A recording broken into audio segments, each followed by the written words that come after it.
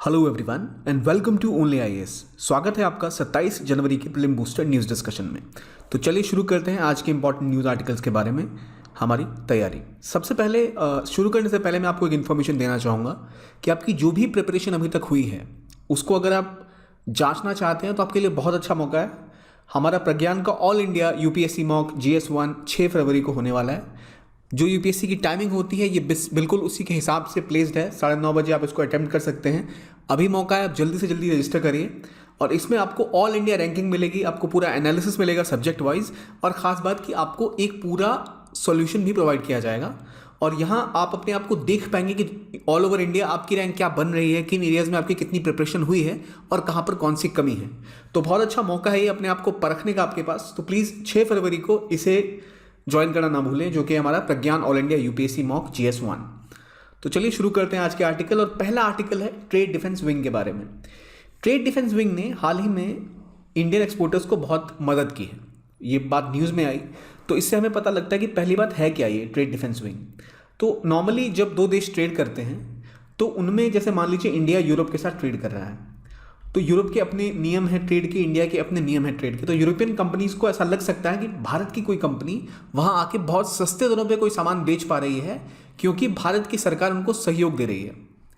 तो EU की companies आवाज़ उठाएंगी, अपने देश को कहेंगी, अपने सरकारों को कहेंगी कि देखिए इंडियन जो इम्पोर्ट्स हैं, इंडियन जो एक्सपोर्ट्स हमारे देश में हो रहे हैं वो ज़्यादा सस्ते इसलिए हो पा रहे हैं क्योंकि वहाँ की सरकार उनको सपोर्ट दे रही है।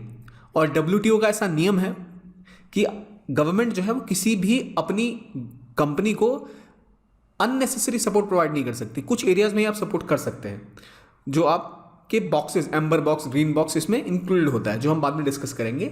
लेकिन मान लीजिए यूरोप की किसी कंपनी ने बोला कि इंडिया की कंपनी जो है वो सामान इसलिए सस्ता बेच पा रही है क्योंकि गवर्नमेंट उनको सपोर्ट कर रही है। तो वहाँ की सरकार क्या करेगी, फिर कहेगी अच्छी ऐसी बात है तो चलिए हम इनके ऊपर काउंटर वेलिंग ड्यूटीज़ लगा देते हैं। कुछ ड्यूटीज़ लग जाएगी इंडिया से, जो भी सामान जर्मनी या ब्रिटेन जाएगा उसके ऊपर वहाँ की सरकार लगा देगी ड्यूटीज़ ताकि उनका दाम बढ़ जाए। तो ये लगाया जाता है ताकि एक लेवल प्लेइंग फील्ड बन जाए हर एक गुड के सामने। जो भी सामान आ रहा है, अगर भारत से आ रहा है तो भारत की सरकार जितने की मदद कर रही है उतना का वो उसके ऊपर एक ड्यूटी लगा देगी उस गुड्स के ऊपर। तो पहले अगर 80 रुपये का था तो 20 रुपये की ड्यूटी लग गई, वो भी चीज़ वहाँ 100 रुपये की बिकने लगेगी। इंडिया में आप देखते हैं चाइनीज़ गुड्स जो हैं अक्सर बहुत सस्ते पड़ते हैं। क्यों? क्योंकि वहाँ की सरकार वहाँ पहले मैन्युफैक्चरिंग में हेल्प करती है, उनके पास स्केल होता है। इस वजह से चीज़ों के दाम इंडिया के बनिस्बत बहुत कम होते हैं। तो इन्हीं चीज़ों के केस में अक्सर ऐसा होता है कि क्योंकि इंडिया के लेट्स से एग्रीकल्चरल गुड्स हैं वो बहुत ही किसान गरीब रहते हैं, तो उनको सपोर्ट करने के लिए इंडिया सब्सिडी देती है। लेकिन हो सकता है यूरोप की कंपनियां या US की कंपनी ऐसा बोले कि नहीं, सरकार उनकी गलत तरीके से मदद कर रही है इसलिए उनका सामान ज़्यादा कॉम्पिटिटिव हो पा रहा है। तो उन सब चीज़ों से बचने के लिए जो समस्याएं आती हैं उनको समाधान करने के लिए एक ट्रेड डिफेंस विंग इंडिया का बनाया गया है, जो कि डिपार्टमेंट ऑफ कॉमर्स के अंदर काम करता है। जो भारतीय एक्सपोर्टर्स को ये जो समस्याएं आती हैं कि भाई हमारे सामान के ऊपर कोई विदेशी सरकार ड्यूटीज़ ना लगा दे काउंटर वेलिंग इस चक्कर में कि उन्हें लगे कि हमें अननेसेसरी सपोर्ट मिल रहा है, तो ऐसी जो इन्वेस्टिगेशन की जाती हैं भारत की कंपनीज के खिलाफ विदेशी सरकारों द्वारा, तो उन एक्सपोर्टर्स को वो बताती है कि कैसे इसको डिफेंड किया जाए, क्या किस तरह कोलेबरेट किया जाए, कैसे उन्हें बताया जाए कि देखिए ये जो चीज़ें चल रही हैं ये एडिशनल सपोर्ट नहीं है और ये कोई ऐसी धांधली नहीं है। इंडियन जो गुड्स हैं वो कॉम्पिटिटिव है और सही तरीके से प्रोड्यूस हुए हैं, इसलिए इनका दाम इतना ही है जितना आपको मिल रहा है। तो इसलिए ये ट्रेड डिफेंस विंग बनाया गया था जो 2016 में शुरू किया गया ताकि इंडियन एक्सपोर्टर्स को मदद मिल सके। और इसका फ़ायदा ये हुआ है कि USA और EU में कई जगहों पर कई गुड्स पे जो पहले काउंटर वेलिंग ड्यूटीज़ लगती थी या और ड्यूटीज़ लगा दी जाती थी, टैरिफ लगा दिए जाते थे, उनमें कमी पाई गई है। तो मैंने आपको बता दिया काउंटर वेलिंग ड्यूटीज़ क्या होती है, टैरिफ क्या होती है, और उनमें कमी की गई जब से ये ट्रेड डिफेंस विंग बनी है, क्योंकि अब इंडियन एक्सपोर्टर बेहतर तरीके से अपना पक्ष रख पाते हैं अमेरिकन या फिर US या यूरोपियन अथॉरिटीज़ के सामने। जब वहाँ की कंपनियाँ आती हैं, सरकार अपने इन्वेस्टिगेटिव एजेंसीज को भेजती है, तो ये लोग अपने आप को बेहतर तरीके से डिफेंड कर पाते हैं। अगला आर्टिकल बात करता है climate hazards and vulnerability Atlas of India के बारे में। देखिए ये टॉपिक जो है वैसे उतना इंपॉर्टेंट आपके प्रीलिम्स के हिसाब से नहीं है, पर अक्सर मेंस में आपको ज्योग्राफी में या डिजास्टर मैनेजमेंट में ऐसे क्वेश्चंस पूछे जाते हैं जहां आपको बोला जाता है कि चलिए आप बताइए इंडिया के हज़ार्ड एरियाज़ के बारे में, या बताइए कि वल्नरेबिलिटी कितनी है इंडिया में टुवर्ड्स डिजास्टर मैनेजमेंट। तो वहाँ अगर आप ऐसा एक हैंड ड्रॉन मैप बना दे साइड में अपने आंसर के साथ, तो आपको एडिशनल मार्क्स मिलने के चांसेस बहुत ज़्यादा बढ़ जाते हैं। तो अब जैसे IMD यानी इंडियन मेट्रोलॉजिकल डिपार्टमेंट ने ये जो अपना एटलस निकाला है क्लाइमेट हजार्ड और वल्नरेबिलिटी का, ये आपको इस तरह दिख रहा है, जिसको आप बेसिकली बस याद रखिए किन एरियाज में ज़्यादा साइक्लोन्स आते हैं। नॉर्मली भी आप बता सकते हैं कि साइक्लोन्स कहाँ ज़्यादा आते होंगे, वेस्ट बंगाल का रीजन हो गया, उड़ीसा का रीजन हो गया, थोड़ा बहुत गुजरात में, तो वही कहानी है। पर ये मैप अगर आप देख लें और इसको अपने पास नोट डाउन कर लें कहीं इसके सेक्शंस, ताकि अगर आप आंसर राइटिंग प्रैक्टिस करें तो वहाँ ऐसे flow chart type normal maps India का बना के इंडिकेट कर दें तो आपके नंबर्स काफ़ी बढ़ते हैं। तो CRS जो है वहाँ के ऑफिस से ये एड्रेस निकला है, जिसमें बताया गया है कि प्राइमरीली जो एरिया है वो है वेस्ट बंगाल का 24 परगना डिस्ट्रिक्ट, फिर पूर्वा मेदिनीपुर जो वेस्ट बंगाल में पड़ता है, वहाँ पे हाईएस्ट साइक्लोन वल्नरेबिलिटी है इंडिया की। कहाँ पर? पूर्वा मेदिनीपुर वेस्ट बंगाल में।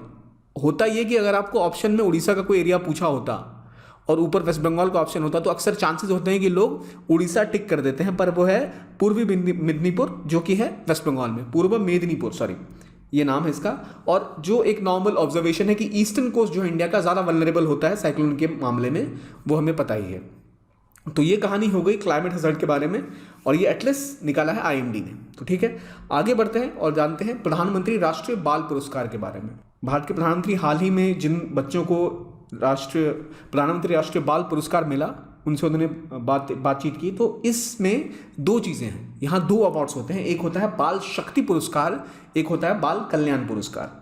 तो 1996 से ये दोनों ही पुरस्कार दिए जा रहे हैं, और जो बाल शक्ति पुरस्कार है वो नॉर्मली बच्चों को ही दिया जाता है जिनकी उम्र 18 साल से कम हो, जिन्होंने कोई विशेष कार्य इस क्षेत्र में किया होता है, उनको राष्ट्रपति द्वारा सम्मानित किया जाता है और उनसे प्रधानमंत्री भी मिलते हैं। लेकिन जो बाल कल्याण पुरस्कार है ये उनको दिया जाता है या उस संस्था को दिया जाता है जिन्होंने बच्चों की सपोर्ट में, उनको सशक्त करने के लिए स्टेप्स उठाए हो या उनके कल्याण के लिए कुछ किया हो। तो याद रखिए दो अलग अलग कंपोनेंट है, एक बाल शक्ति पुरस्कार और एक बाल कल्याण पुरस्कार, इसको हमें मिक्सअप नहीं करना है। 1996 में कौन सा शुरू हुआ? वो था बाल शक्ति पुरस्कार, जिसे हम नेशनल चाइल्ड अवार्ड कहते हैं फॉर एक्सेप्शनल अचीवमेंट। और ये क्यों दिया जाता है? नाम से ही पता है, एक्सेप्शनल कार्य जो चाहे वो इनोवेशन हो या ब्रेवरी हो या social service, arts and culture के क्षेत्र में हो सकता है। इसमें 1 लाख का कैश प्राइज मिलता है और एक मेडल मिलता है, और आपको राष्ट्रपति प्रधानमंत्री से मिलने का अवसर भी प्रदान किया जाता है। इस साल 29 बच्चों को इसके लिए चुना गया। और जो दूसरा कॉम्पोनेंट था प्रधानमंत्री बाल कल्याण पुरस्कार, जो 1979 से शुरू हो चुका है, इसे नेशनल चाइल्ड वेलफेयर अवार्ड कहते हैं, जो चाइल्ड के वेलफेयर के लिए दिया जाता है। नाम से क्लियर है। तो इसके लिए कोई भी व्यक्ति जो 18 साल से ज़्यादा उम्र का है उसको ही ये पुरस्कार दिया जाता है, जिन्होंने चाइल्ड वेलफेयर के क्षेत्र में काफ़ी काम किया उनके लिए। और जो इंस्टीट्यूशन है अगर ऐसा, तो बिल्कुल भी गवर्नमेंट फंडेड 100% नहीं होना चाहिए वो। तो ये बात हो गई हमारे इस टॉपिक की। और इसके बाद देखते हैं एक न्यूज़ जो आई है सर्बिया के बारे में। सर्बिया असल में ईस्टर्न यूरोपियन कंट्री है एक, जहाँ की गवर्नमेंट ने हाल ही में जो एक एंग्लो ऑस्ट्रेलियन कंपनी है रियो टिंटो, उसका माइनिंग लाइसेंस कैंसिल कर दिया। अब दो चीज़ें हैं, एक सर्बियन टेनिस स्टार हैं, उनका नाम पता होगा शायद आपको, जोकोविच, जिनको ऑस्ट्रेलिया में खेलने नहीं दिया गया ऑस्ट्रेलियन ओपन, क्योंकि उन्होंने कोविड के वैक्सीन नहीं ली हुई थी। काफ़ी न्यूज़ बनी इसकी, और कई जगह ऐसा माना जा रहा था कि शायद ये सर्बियन गवर्नमेंट ने उसके रिएक्शन में ऐसा कुछ किया है। पर इनका कहना है कि नहीं, ये जो माइनिंग का केस था, यहाँ पहले से बहुत विरोध प्रदर्शन हो रहा था इस कंपनी के खिलाफ, इसीलिए इसको हमने अभी इसका लाइसेंस हमने रिवोक कर दिया। लिथियम माइनिंग होती है कहाँ? सर्बिया में। अब सर्बिया की लोकेशन कहाँ है? सर्बिया की खास बात यह, अगर आपसे पूछा जाए कि ईस्टर्न यूरोपियन कंट्रीज में कौन सी कंट्री इनमें लैंडलॉक्ड है, तो उनमें अगर सर्बिया होता तो क्या आप क्लिक करते, उस पर टिक करते या नहीं? सवाल ये। तो हाँ, ये बिल्कुल भी एक खुद से एक लैंडलॉक कंट्री है, सेंट्रल सदर्न यूरोप का पार्ट है, ये बाल्कन पेनिनसुला में पड़ती है। और इसके आसपास Bosnia, Herzegovina, Bulgaria, Croatia, Hungary etcetera पड़ते हैं। ये रीजन आप इस मैप में देख सकते हैं। सर्बिया की राजधानी बेलग्रेड है और काफ़ी प्रचलित देश है ये।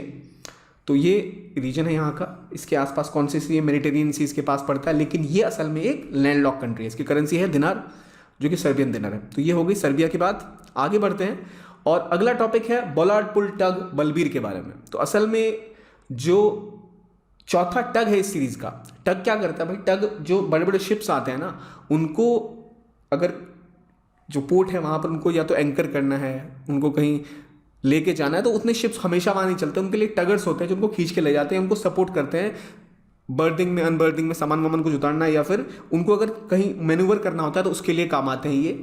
और वही एक है बलबीर, जो जिसको कंस्ट्रक्शन के लिए कॉन्ट्रैक्ट भी दिया गया और अब डिलीवर किया गया है नेवल डॉकयार्ड मुंबई में। तो किस काम आते हैं ये?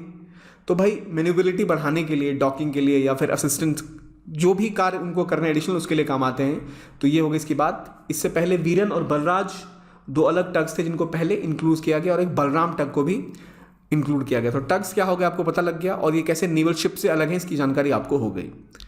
अगला आर्टिकल बात करता है अमर जवान ज्योति और जो नेशनल वॉर मेमोरियल बना है इसके बारे में। तो क्या विवाद है असल में, देखिए असल में जो हमने देखा कि अमर जवान ज्योति को बोला गया कि अब उसको बुझा दिया जाएगा, और वो जो उसमें ज्योति जलती रहती थी उसको जो नेशनल वॉर मेमोरियल है वहां पर मिला दिया जाएगा। तो क्या है असल में, काफी लोग इससे काफी दुखी भी थे और क्या विवाद है ये समझते हैं। पहली बात कि अमर जवान ज्योति क्या है। सबसे पहले आपको इतना पता होना चाहिए कि इंडिया गेट न्यू दिल्ली में है, काफी प्रचलित जगह है वो। इंडिया गेट पे एक अमर जवान ज्योति की स्थापना की गई थी 1971 में, जब भारत के 3483 जवान शहीद हुए थे युद्ध में। उनकी बलिदान को ध्यान में रखते हुए ये 1972 में 26 जनवरी को शुरू किया गया था अमर जवान ज्योति इंडिया गेट पे। तो याद रखिए किस चीज़ के लिए, 1971 के जो मार्टियर्स थे उनके लिए। उससे पहले ऑलरेडी जो इंडिया गेट था वो बनाया गया था ब्रिटिश सरकार जब थी भारत की तब उस समय, और जो ब्रिटिश सोल्जर्स जो शहीद हुए थे वर्ल्ड वॉर 1 में या फिर एंग्लो अफगान वॉर जो हुई थी पहली, उसमें उनके लिए इंडिया गेट पे उनके नाम भी लिखे हुए थे, जो आपको दिखता है उसके ऊपर लिखा हुआ। लेकिन जैसे हमें पता होता है कि शहीदों के नाम लिखे होते हैं इंडिया गेट के ऊपर, वहाँ जो इंडियन वॉर्स में जो फौजी या जो जवान शहीद हुए उनके नाम उसके ऊपर नहीं होते हैं, और वो भी सारे सबके नाम वहाँ पे नहीं है, और उसके बाद के तो नाम है ही नहीं बिल्कुल भी।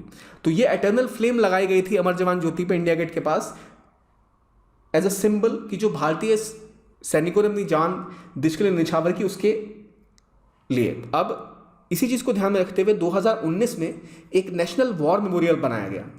ये भारत के जितने भी युद्ध हुए हैं या जितने भी जवान शहीद हुए हैं 1947 के बाद, उन सभी की याद में इसको बनाया गया। इसमें पूरा लेआउट बनाया गया, 4 सर्कल बनाए गए हैं, अमर चक्र, वीरता चक्र, त्याग चक्र और रक्षक चक्र। तो इसमें कोशिश ये की गई है कि जितने भी लोग हैं जो शहीद हुए हैं उन सभी के नाम इंक्लूड किए जाएं।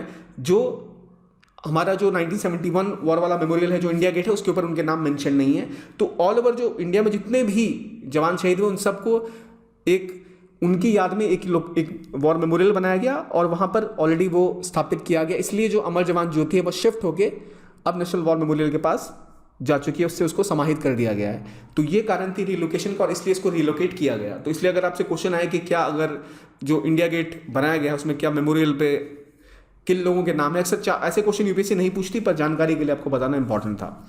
आगे बढ़ते हैं और अगला टॉपिक है सुभाष चंद्र बोस के बारे में, जिनका एक बड़ा ही भव्य स्मारक बनेगा और उनकी 125वीं जो इस बार बर्थ एनिवर्सरी थी, इसके लिए एक स्टैचू इंडिया गेट पे लगाया जाएगा। अब खास बात, सुभाष चंद्र बोस के जन्मदिवस पे एक दिवस भी मनाया जाता है जो है पराक्रम दिवस, जो 23 जनवरी को मनाया जाता है।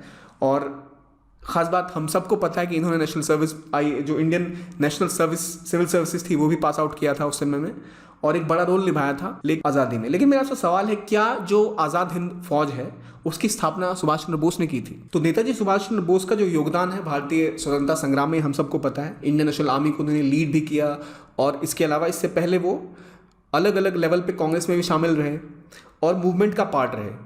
तो वो उन्होंने पहले जवाहरलाल नेहरू के साथ मिलके जो मोतीलाल नेहरू रिपोर्ट थी उसको भी अपोज किया था, हमेशा फुल इंडिपेंडेंस की बात की थी। और इनको किस सेशन में कांग्रेस का अध्यक्ष बनाया गया था ज़रा बताइए मुझे आप। और इसके अलावा इनके विवाद भी रहे थे महात्मा गांधी जी के साथ कुछ मुद्दों पर, और फिर उन्होंने एक फॉरवर्ड ब्लॉक नाम की एक पार्टी की भी स्थापना की थी, ताकि जो लेफ्ट की पार्टीज हैं इंडियन पॉलिटिकल सर्कल्स में वो सब आके और मजबूती के साथ अंग्रेजों के खिलाफ अपना एरिया मजबूत कर सके। इसके बाद इंडियन नेशनल आर्मी की स्थापना हुई, इन्होंने उसको ज्वाइन करा और आज़ाद हिंद फौज यानी इंडियन नेशनल आर्मी को इन्होंने लीड किया था, जो बाद में लड़े थे ब्रिटिशर्स के साथ। तो ये हो गई कहानी, और इनके इसी योगदान को देखते हुए इनके जन्मदिवस पे कौन सा दिवस शुरू किया गया है, अभी मैंने थोड़ी देर पहले आपको बताया था, बताइए मुझे। उसके बाद इन्हीं के नाम पर एक सुभाष चंद्र बोस आपदा प्रबंधन पुरस्कार भी दिया जाता है, जो नाम से क्लियर है कि जो देश में कंट्रीब्यूशन करते हैं डिजास्टर मैनेजमेंट के क्षेत्र में उनको ये पुरस्कार दिया जाता है हर एक साल 23 जनवरी को, जिसमें 51 लाख का कैश प्राइज और एक सर्टिफिकेट दिया जाता है। तो ये हो गए आज के इंपॉर्टेंट टॉपिक्स, और देखते हैं कितना आपको अभी तक जो हमने पढ़ा वो याद है। Countervailing duty is a protectionist tariff that a domestic government imposes on a foreign import that is believed a price below fair market value. दूसरा, climate hazard and vulnerability atlas of India developed by scientists at CRS office of the IMD Pune बाल कल्याण पुरस्कार की eligibility है कोई भी child जो 5 से 18 साल का हो, Serbia as a landlocked country and Subhash Chandra Bose favoured the Motilal Nehru report. मुझे उम्मीद है कि आपने सारे आंसर सही टिक किए होंगे, बहुत ही बेसिक सी बातें इसे हमने डिस्कस की। तो आज के आर्टिकल के लिए इतना ही। Thank you very much and keep on watching only IAS।